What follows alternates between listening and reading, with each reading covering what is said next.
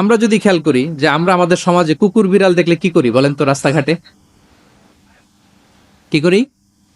কেউ কেউ খাবার দেয়, মাশাআল্লাহ, এই তো, এটাই তো প্রিয় নবীজির সুন্নাহ, আমরা খাবার দিব, এক্স্যাক্টলি। কিন্তু আমি জানি না কেন যেন বাংলাদেশে কুকুর দেখলে বিড়াল দেখলে কি করে, তাড়ায় দেয়, ঢিল ছোড়ে, লাথি মারে, এরকম করে না অনেক সময়? অপ্রয়োজনে, কোনো প্রয়োজন নেই এটা করে।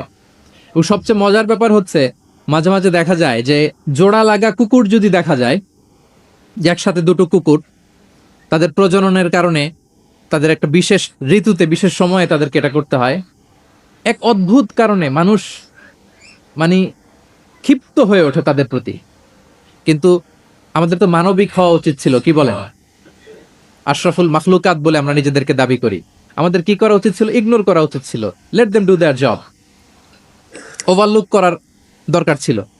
কিন্তু কোনো এক অদৃশ্য কারণে আমরা এরকম দৃশ্য দেখলে হিংস্র হয়ে উঠি, লাঠি দিয়ে মারি, ওখানে মানুষ জড়ো হই। কিন্তু তাদের একটা সফল প্রজননের জন্য, বংশবিস্তারের জন্য এটা প্রয়োজন। তো আমরা যেন এই কাজটা না করি, এরকম নির্মম যেন আমরা কখনো না হই। কারণ প্রাণীদের প্রতি দয়া দেখানো এটা ছোটখাটো কোনো ব্যাপার নয়, এটাই আপনার জান্নাতের কারণ হতে পারে, এটাই আপনার জাহান্নামের কারণ হয়ে যেতে পারে। আল্লাহ রাসূল সাল্লাল্লাহু আলাইহি ওয়া আলিহি ওয়াসাল্লাম বলেন, মান লা ইয়ারহাম লা ইউরহাম। যে ব্যক্তি অন্যকে দয়া দেখায় না, আল্লাহ তাআলা তার প্রতি দয়া দেখায় না। ইরহাম মান ফিল আরদ ইয়ারহামুকুম মান ফিস সামা। এই দুনিয়াতে যারা আছে তোমরা তাদের প্রতি দয়া দেখাও, যিনি আকাশে আছেন তিনি তোমাদের প্রতি দয়া দেখাবেন। তাহলে এই জমিনে কি শুধু আমরাই থাকি নাকি?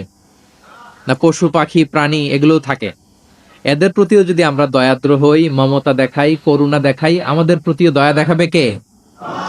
এবার আওয়াজ করে বলুন তো, আমরা আল্লাহর দয়া পেতে চাই কি চাই না? সবাই চাই। তাহলে প্রাণীদের প্রতি কখনো আমরা যেন নির্মম না হই, অমানবিক না হই, আমরা যেন মানবিক হই। আমরা অনেক উন্নত দেশে দেখি যে হাইওয়েতে একটা সাপ যাচ্ছে, এই সাপ দেখে একটা গাড়ি থেমে গিয়েছে, স্টপ, তার পেছনে পেছনে শত শত গাড়ি স্টপ। তারা বন বিভাগকে নক দেয়, স্থানীয় পুলিশকে ফোন দেয়, তারা এসে সাপটাকে উদ্ধার করে, এরপরে গাড়িগুলো চলতে শুরু করে। একটা ভিডিও ক্লিপস আমি এমনও দেখেছি যে একটা হাঁস তার বাচ্চাগুলোকে নিয়ে হাইওয়ে পার হচ্ছে। হাঁস তো খুব আস্তে আস্তে হাঁটে, একেবারে পিপিলিকার মতো একটু একটু করে হাঁসের বাচ্চাগুলো যাচ্ছে, শত শত গাড়ি at the middle of the highway stop. আল্লাহু আকবার। কিন্তু বাংলাদেশে দেখবেন যে রাস্তা দিয়ে সাপ যায় না, কুকুর যায় না, বিড়াল যায়, কোনো কেয়ার নাই, একেবারে ড্যাম কেয়ার। যে প্রাণীদের প্রতি দয়া দেখায় না, আল্লাহ তাআলা তার প্রতি দয়া দেখান না। এই যে প্রাণীর প্রতি দয়া, ইসলামের একটা মূলনীতি হচ্ছে মুমিনের জীবনের প্রতিটি কাজে ইহসানের পরশ থাকতে হবে। আল্লাহ তাআলা আমাদের সব কাজে ইহসানকে আবশ্যক করেছেন। আল্লাহ রাসূল সাল্লাল্লাহু আলাইহি সাল্লাম বলেছেন যে ফাইদা কাতালতুম ফাআহসিনুল কিতলা। কাউকে হত্যা করতে হলেও ইহসানের সাথে হত্যা করতে হবে।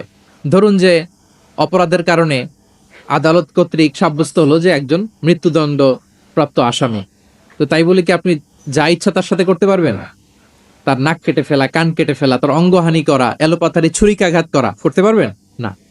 ইদা কাতালতুম ফাআহসিনুল কিতলা, এটাও ইহসানের সাথে করতে হবে। দেখেন, হত্যার মতো একটা কাজ ইহসানের সাথে করতে হবে। ওয়া ইদা যাবাহতুম ফাআহসিনুদ যাবহা। প্রিয় নবীজি বলেন, তোমরা যখন জবেই করবে, কুরবানি করবে, এখানেও ইহসানের সাথে করবে। আল্লাহু আকবার। করতেছি জবাই, করতেছি কি? বলেন সবাই আমার সাথে, করতেছি কি? জবাই। তার মানে প্রাণীটাকে তো মেরেই ফেলতেছি, কিন্তু প্রিয় নবীজি বলেন এই জবাই করার ক্ষেত্রেও ইহসান করতে হবে। এত সুন্দরভাবে দ্রুত তার গলায় ছুরি লাগাতে হবে যাতে কয়েক সেকেন্ডের মধ্যেই জবাইয়ের কাজটা হয়ে যায়। আপনি ইচ্ছে মতো এলোপাথারি তাকে ছুরি দিয়ে কষ্ট দিতে পারবেন না। মুমিনের প্রতিটি কাজের জন্য ইহসানের পরশ থাকে। একবার আল্লাহ রাসূল সাল্লাল্লাহু আলাইহি সাল্লাম এক সাহাবীর পাশ দিয়ে যাচ্ছেন, ওই সাহাবী একটা ভেড়াকে জবাই করার জন্য মাটিতে শুইয়ে পা দিয়ে চেপে ধরে এরপর ছুরি ধার করতেছে। ছাগলটাকে মাটিতে শুইয়ে পা দিয়ে চেপে ধরে এরপরে কি করতেছে? ছুরি ধার করতেছে।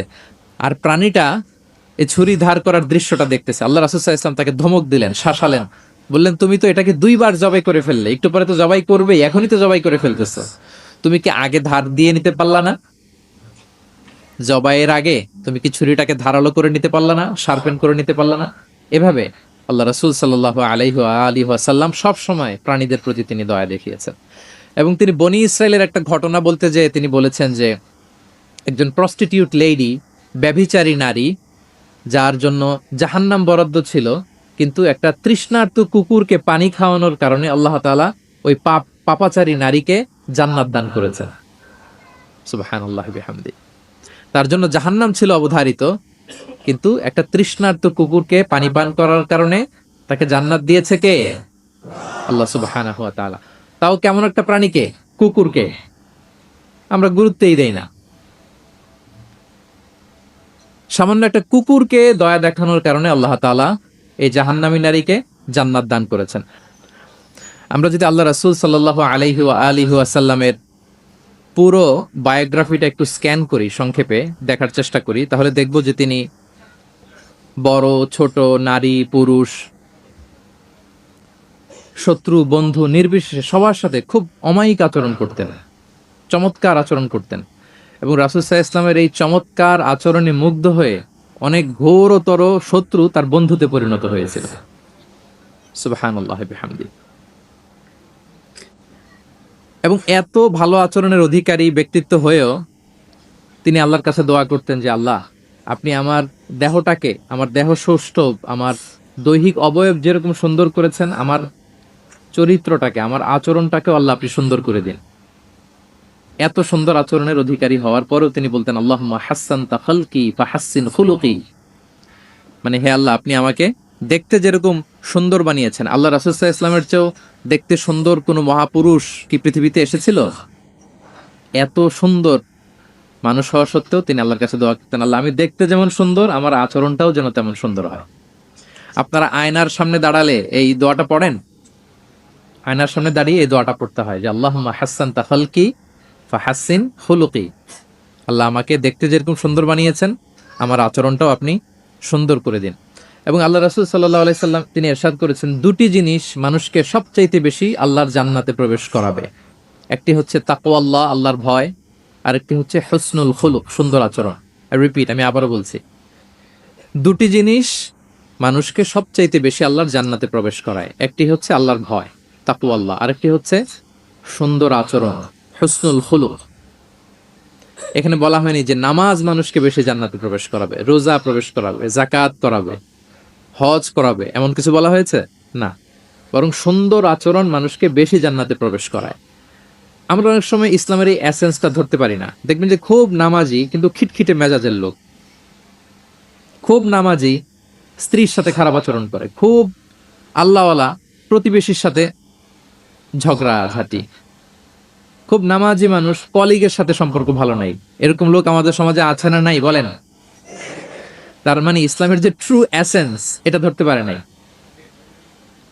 আশেপাশের নেইবরের সাথে, কলিগের সাথে, বন্ধুদের সাথে, সহপাঠীদের সাথে যে ভালো আচরণ করতে হয়, গুড বিহেভিয়ার করতে হয়, এবং এটাই যে আমাকে সবচেয়ে বেশি জান্নাতে প্রবেশ করানোর মাধ্যম হতে পারে, এটা আমরা ভুলে যাই।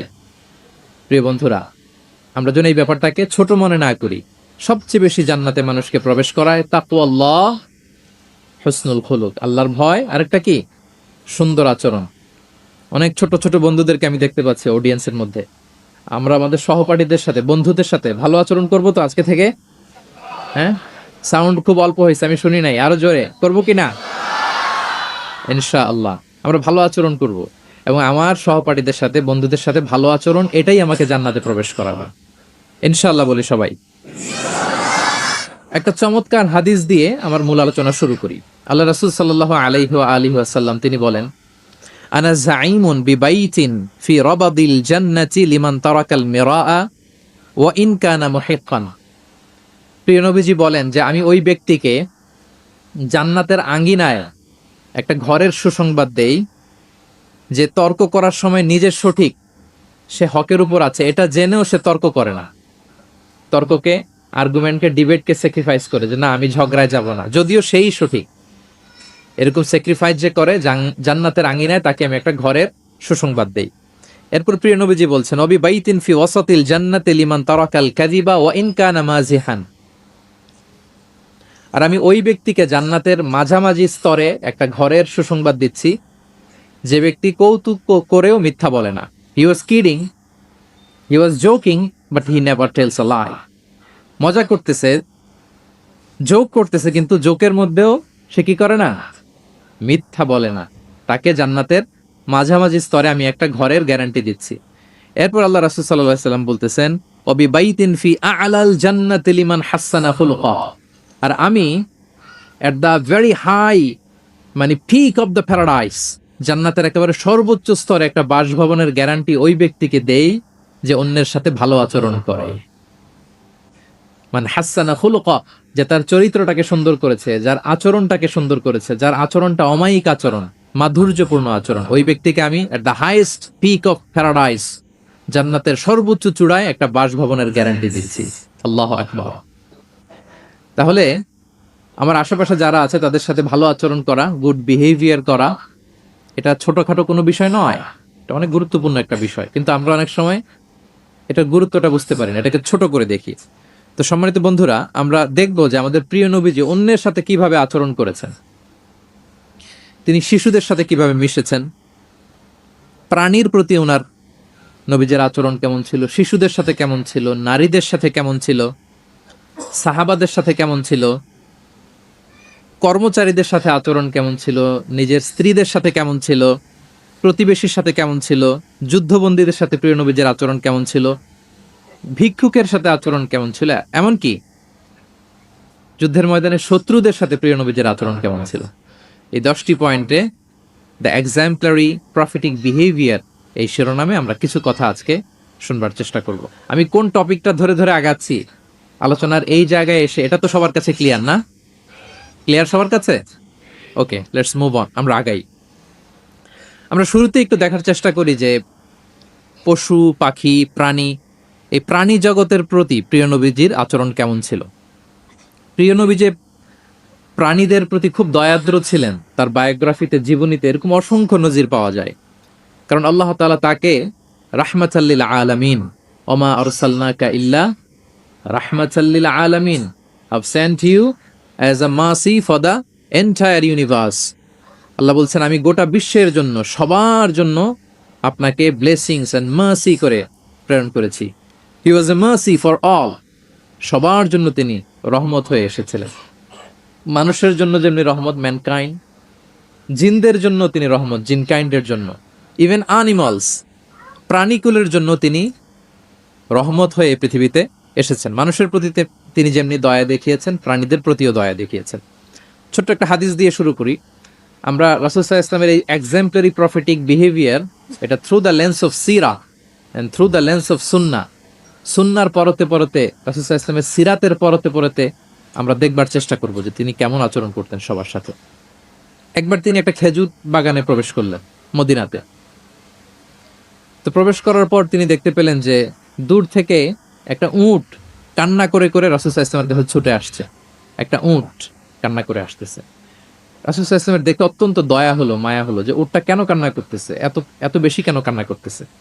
আল্লাহ রাসূল সাল্লাল্লাহু আলাইহি ওয়াসাল্লাম তিনি মমতা ভরে ওনার হাত দিয়ে উটের মাথায় আদর করতে আরম্ভ করলেন। প্রিয় নবীজির এই মমতা মাখা হাত বোলানো পেয়ে উটের কান্না বন্ধ হলো, এবং রাসূল সাল্লাল্লাহু আলাইহি ওয়াসাল্লামের কানে কি কি যেন বলল উট, এটা অন্যরা বুঝতে পারছে না। তো এরপর রাসূল সাল্লাল্লাহু আলাইহি ওয়াসাল্লাম খুঁজতে আরম্ভ করলেন যে উটের মালিক কে। একজন আনসারী যুবক সাহাবী আসলো। তখন রাসূল সাল্লাল্লাহু আলাইহি ওয়াসাল্লাম বলল যে তোমার এই উট আমার কাছে তোমার ব্যাপারে নালিশ করেছে যে তুমি একে ক্ষুধার্ত রাখো, কিন্তু একে দিয়ে অনেক কাজ করাও। তুমি কি এই বোবা, এই নিরীহ প্রাণীটার ব্যাপারে আল্লাহকে ভয় করো না? কিয়ামতের দিন এটাই তোমার জাহান্নামের কারণ হয়ে যেতে পারে। খবরদার, এই নিরীহ প্রাণীটার ব্যাপারে তুমি আল্লাহকে ভয় করো। দেখেন, প্রিয় নবীজি ওটের মাথায় হাত বুলিয়ে ওটের কান্না বন্ধ করেছিলেন, এবং ওটের মালিককে ওসিয়ত করেছেন যে খবরদার, প্রাণীর প্রতি কখনো এরকম রূঢ় কঠিন আচরণ করা যাবে না, তাদের প্রতি রহম দিল হইতে হবে। তাহলে প্রিয় নবীজি প্রাণীদের প্রতি কতটা দয়াদ্র ছিলেন, মমতাময় ছিলেন, এটা সবার কাছে ক্লিয়ার।